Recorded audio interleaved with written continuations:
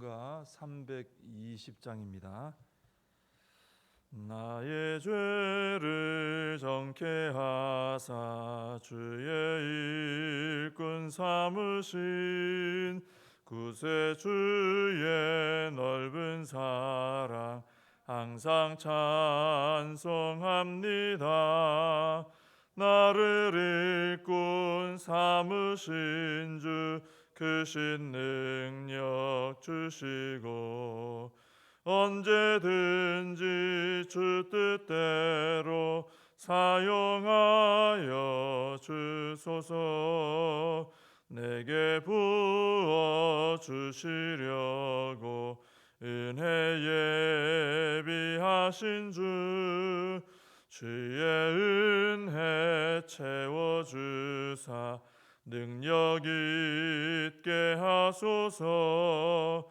나를 일꾼 삼으신 주 크신 능력 주시고 언제든지 주 뜻대로 사용하여 주소서. 죄의 짐을 풀어주신 주의 능력 크도다. 나를 피로 사신 예수 내 맘속에 오소서. 나를 일꾼 삼으신 주 크신 능력 주시고 언제든지 주 뜻대로 사용하여 주소서. 주여 내게 성령으로 충만하게 채우사 생명수가 강물처럼 흐르게 하옵소서. 나를 일꾼 삼으신 주 크신 능력 주시고 언제든지 주 뜻대로 사용하여 주소서. 아멘. 사도신경으로 신앙 고백하시겠습니다. 전능하사 천지를 만드신 하나님 아버지를 내가 믿사오며 그 외아들 우리 주 예수 그리스도를 믿사오니 이는 성령으로 잉태하사 동정녀 마리아에게 나시고 본디오 빌라도에게 고난을 받으사 십자가에 못 박혀 죽으시고 장사한 지 사흘 만에 죽은 자 가운데서 다시 살아나시며 하늘에 오르사 전능하신 하나님 우편에 앉아 계시다가 저리로서 산 자와 죽은 자를 심판하러 오시리라. 성령을 믿사오며 거룩한 공회와 성도가 서로 교통하는 것과 죄를 사하여 주시는 것과 몸이 다시 사는 것과 영원히 사는 것을 믿사옵나이다. 아멘. 사무엘상 31장입니다.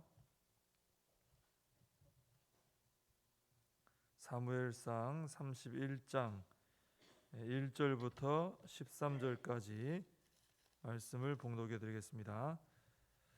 블레셋 사람들이 이스라엘을 침해 이스라엘 사람들이 블레셋 사람들 앞에서 도망하여 길보아 산에서 엎드러져 죽으니라. 블레셋 사람들이 사울과 그의 아들들을 추격하여 사울의 아들 요나단과 아비나답과 말기수아를 죽이니라. 사울이 패전함에 활 쏘는 자가 따라잡으니 사울이 그 활 쏘는 자에게 중상을 입은지라. 그가 무기를 든 자에게 이르되 내 칼을 빼어 그것으로 나를 찌르라. 할례 받지 않은 자들이 와서 나를 찌르고 모욕할까 두려워하노라 하나 무기를 든 자가 심히 두려워하여 감히 행하지 아니하는지라. 이에 사울이 자기의 칼을 뽑아서 그 위에 엎드러지매 무기를 든 자가 사울이 죽음을 보고 자기도 자기 칼 위에 엎드러져 그와 함께 죽으니라. 사울과 그의 세 아들과 무기를 든 자와 그의 모든 사람이 다 그날에 함께 죽었더라. 골짜기 저쪽에 있는 이스라엘 사람과 요단 건너쪽에 있는 자들이 이스라엘 사람들이 도망한 것과 사울과 그의 아들들이 죽었음을 보고 성읍들을 버리고 도망하며 블레셋 사람들이 이르러 거기에서 사니라. 그 이튿날 블레셋 사람들이 죽은 자를 벗기러 왔다가 사울과 그의 세 아들이 길보아 산에서 죽은 것을 보고 사울의 머리를 베고 그의 갑옷을 벗기고 자기들의 신당과 백성에게 알리기 위하여 그것을 블레셋 사람들의 땅 사방에 보내고 그의 갑옷은 아스다롯의 집에 두고 그의 시체는 벳산 성벽에 못 박음에 길르앗 야베스 주민들이 블레셋 사람들이 사울에게 행한 일을 듣고 모든 장사들이 일어나 밤새도록 달려가서 사울의 시체와 그의 아들들의 시체를 벳산 성벽에서 내려가지고 야베스에 돌아가서 거기서 불사르고 그 뼈를 가져다가 야베스 에셀나무 아래에 장사하고 7일 동안 금식하였더라. 아멘. 오늘 사무엘상 이제 마지막 장입니다. 오늘 본문에는 이제 사울 왕의 최후의 그 모습이 나오고 있죠. 이 블레셋과 전쟁을 하던 이스라엘이 이제 크게 패배를 하게 됩니다. 1절에 보면은 대부분의 이스라엘 군사들이 이 길보아 산에서 사망한 것으로 우리가 볼 수 있습니다. 사울과 그의 아들들도 마찬가지죠. 먼저 사울의 아들 세 아들 요나단 또 아비나답 말기수아가 전사를 했고 그리고 이제 완전히 패전해서 사울 왕이 도망을 합니다. 그러다가 뒤에서 쏜 화살에 맞아서 중상을 입게 되죠. 사울은 그래서 자기의 그 무기 든 자에게 나를 찔러서 죽여라 이렇게 명령을 합니다. 왜냐하면 이 블레셋이 사울을 생포하면은 아주 잔인하게 또 사울을 죽일 수도 있기 때문에 그것이 두려워서 자기 무기 든 자에게 나를 좀 찔러서 죽여다오 했던 것이죠. 근데 이 무기 든 사람이 차마 자기 주인을 칼로 찔러 죽이지를 못하고 아주 두려워하고 있었습니다. 그랬더니 사울이 직접 자기 칼을 뽑아가지고 그 위에 엎드러져 죽었습니다. 스스로 목숨을 끊은 거죠. 이것을 본 무기 든 자도 사울의 죽음을 보고 똑같이 자기 칼 위에 엎드러져서 죽었습니다. 그래서 6절에 보면 사울과 그 세 아들 그리고 무기를 든 자 또 사울의 모든 사람이 다 그날에 함께 죽었다 이렇게 기록을 하고 있습니다. 이 사울의 삶과 죽음은 어쩌면 이 가룟 유다를 닮았다 이렇게 생각해 볼 수도 있습니다. 가룟 유다도 출발은 매우 좋았죠. 예수님의 12 사도 중에 들어서 예수님을 최측근으로 따라다녔던 제자입니다. 그런데 마지막에는 어떻게 됐습니까? 예수님을 배신하고 팔고 또 스스로 목숨을 끊고 이렇게 생을 마감하게 됐죠. 근데 사울도 그렇죠. 이스라엘의 초대왕으로 택함을 받아서 기름 부음을 받고 성령이 임하고 처음에는 이스라엘의 왕으로서 아주 귀하게 쓰임을 받았습니다. 그러나 하나님의 말씀에 불순종하면서 모든 것이 엉망이 되고 말았죠. 결국은 블레셋과의 전투 중에 세 아들이 먼저 전사하고 사울은 스스로 생을 마감하는 이런 모습이 되고 말았습니다. 사울의 출발은 좋았는데 무너지게 된 것은 결국은 하나님의 말씀에 불순종했기 때문에 그렇습니다. 근데 반면에 다윗은 하나님 말씀에 철저하게 순종했기 때문에 하나님에 대한 태도가 두 사람의 삶을 완전 다르게 만든 것이죠. 다윗은 순종했기 때문에 점점 귀한 존재로 쓰임을 받게 되었다 하는 것입니다. 그래서 우리는 이 사울과 다윗의 이런 모습을 보면서 따져보면 세부적으로는 막 다양한 일들이 있었지만은 크게 보면 하나님께 대하여 순종했느냐 불순종했느냐 이게 이제 이 사무엘상이 보여주고 있는 내용이죠. 그래서 우리는 사울과 같은 그런 불순종의 길을 택하지 않고 다윗처럼 순종의 길을 택하며 살아야 한다라는 것입니다. 그래서 내 인생을 돌아볼 때 불순종의 흔적들이 더 많지 않도록 순종의 흔적들이 많이 남아서 순종의 사람으로 기억될 수 있도록 그렇게 살아야 된다는 것입니다. 불순종의 씨앗을 뿌려놓으면은 어쩔 수 없죠. 불순종의 씨앗을 뿌린 만큼 불순종의 열매를 거둘 수밖에 없습니다. 그래서 우리가 순종의 씨앗을 심고 하나님의 복을 거둘 수 있는 이런 삶을 살아야 된다라는 것입니다. 우리가 이 본문을 볼 때 참 요나단이 죽었다는 건 참 아쉽죠. 왜냐하면 이 요나단은 참 믿음도 좋았고요.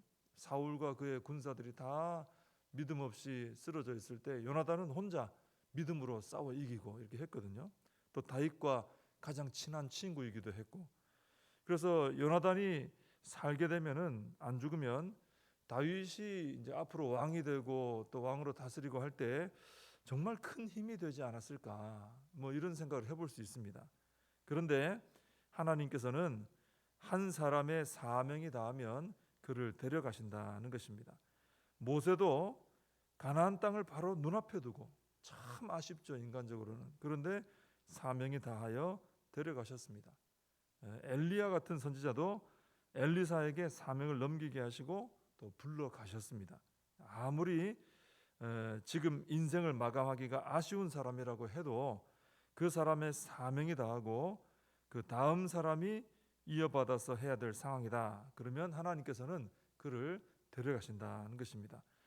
그래서 우리는 이 땅에서의 기회가 영원하지 않다는 것을 알아야 됩니다. 그래서 지금 하나님께서 아직도 나에게 사명을 맡겨놓으신 때에 우리는 최선을 다해서 순종하며 헌신을 해야 될 줄로 믿습니다. 이 블레셋은 전쟁에서 이긴 후에 사울과 그 세 아들이 죽은 것을 발견을 했습니다. 이제 벗기로 왔다. 그런데 그건 이제 전리품 챙기러 왔다는 얘기거든요. 그 이튿날 전리품 챙기러 왔다가 사울 왕도 죽고 그 세 아들도 죽은 것을 알게 됐어요. 이제 옷이나 이런 걸 여러 가지로 보면 왕이다 한 걸, 왕족이다는 걸 알 수 있거든요. 그래서 사울의 머리를 베어서 블레셋 땅 사방에 보내서 사울이 죽었다 하고 알린 거예요. 참 비참하죠. 마지막에 자살한 것도 비참한데 블레셋이 목을 베어가지고 그 머리만 사방으로 보내서 사울 왕을 죽였다 자랑한 겁니다. 조롱한 거죠. 그리고 사울과 그 아들들의 시체, 이제 목이 잘린 시체죠. 이 시체는 벳산 성벽이라는 곳에 못 박아서 매달아 버렸어요. 전시를 한 거죠. 전시. 이렇게 다 죽여버렸다 하고. 그리고 사울의 갑옷은 벗겨서 아스다롯의 집에 두었다 그랬습니다. 아스다롯은 여신이죠. 그래서 자신들이 숭배하는 신전에 사울의 갑옷을 두어서 우리의 신이 이스라엘의 신을 이겼다, 이걸 자랑하려고 했던 것이죠. 고대 전쟁은 다 보면은 신들의 전쟁이라 그랬습니다. 그래서 어느 나라가 이기면 그 나라가 섬기는 신도 이겼다, 이렇게 생각하는 거죠.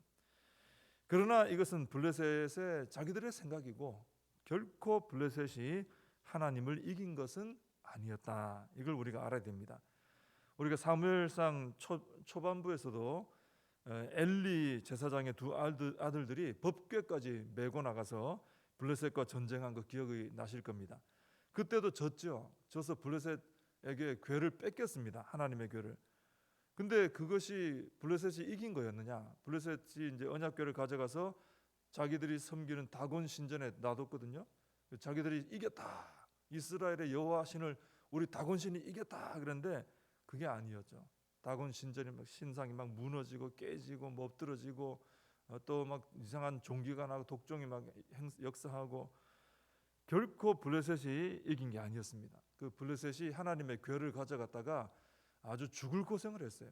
이거 나중에 어떻게 돌려보내냐, 이걸 고민할 정도가 됐습니다. 그래서 이스라엘은 패했지만 하나님은 패하지 않으셨던 것이죠. 근데 이번에도 마찬가지입니다. 이스라엘은 패했습니다. 그러나 하나님은 패하지 않으셨다는 것입니다. 우리의 불순종과 죄악으로 인해서 우리가 대적 앞에 무너질 때는 있어요. 그러나 하나님은 결코 패하지 않으십니다. 내가 죄짓고 불순종하면서 내가 지금 쓰러져 있는 것이지 하나님이 패하신 게 아니에요. 그래서 우리는 늘 승리하시는 하나님 편에 서야 하고요, 또 하나님께 순종함으로 그 승리를 함께 누려야 할 줄로 믿습니다. 오늘 그 11절 이하에 보시면은 사울이 처음 왕이 됐을 때 큰 도움을 줬던 사람들이 있습니다. 길르앗 야베스 사람들인데, 이 사람들이 사울의 소식을 듣고는 목숨을 걸고 그 블레셋 진영으로 가서 몰래 사울과 그 아들들의 시체를 내려서 가지고 옵니다. 그리고 야베스에 와서는 그 시신을 불사르고 그 뼈를 야베스 에셀나무 아래에 장사하고 7일 동안 금식을 했습니다. 좀 제대로 된 그런 장례를 치러드린 거죠. 이 길르앗 야베스 사람들은 사울에게 은혜 받은 것이 굉장히 오랜 세월이 흘렀습니다. 그런데도 그 은혜를 잊지 않고 목숨 걸고 블레셋 진영으로 가서 사울의 시신을 가져와서 장례를 치러 주었습니다. 이 길르앗 야베스 사람들이 사울에게 입은 은혜에 비하면은 우리가 하나님께 입은 은혜는 비교할 수 없을 정도로 큽니다. 그러므로 길르앗 야베스 사람들이 사울에게 한 것을 보면서 우리는 그보다 훨씬 큰 하나님의 은혜를 받은 사람답게 하나님의 영광을 위해서 우리가 생명 다해 충성해야 될 줄로 믿습니다. 함께 기도하겠습니다.